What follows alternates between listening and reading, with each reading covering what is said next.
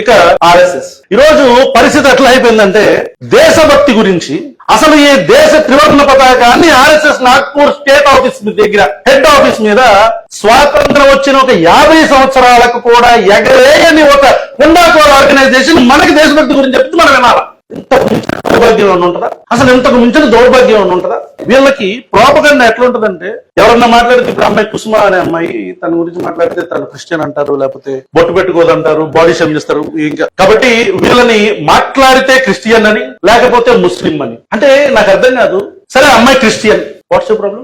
నేను Christian, what's problem? అంటే ఈ దేశ రాజ్యాంగంలో క్రైస్తవులు మాట్లాడకూడదని, ముస్లింస్ మాట్లాడకూడదని ఆర్ఎస్ఎస్ కొత్తగా ఉన్న రాజ్యాంగం రాస్తుందా? అసలు ఆర్ఎస్ఎస్ అనే సంస్థ విశ్వవిద్యాలయంలోకి ఎందుకు వెళ్తుంది? దీన్ని ఎవరో ప్రశ్నించరా? This is not about left wing or right wing. This is not about left wing or right wing. This is about an institution and an outside organization. ఒక విశ్వవిద్యాలయానికి సంబంధించిన విషయంలో ఒక విశ్వవిద్యాలయానికి బయట ఉన్న ఒక పొలిటికల్ అఫిలియేటెడ్ ఆర్గనైజేషన్ కి ఉన్న సంస్థ. ఎందుకంటే when we look at it as left and right, వాళ్ళు కమ్మీలు అంటారు, దేశద్రోహులు అంటారు, అర్బన్ నక్సల్ అంటారు.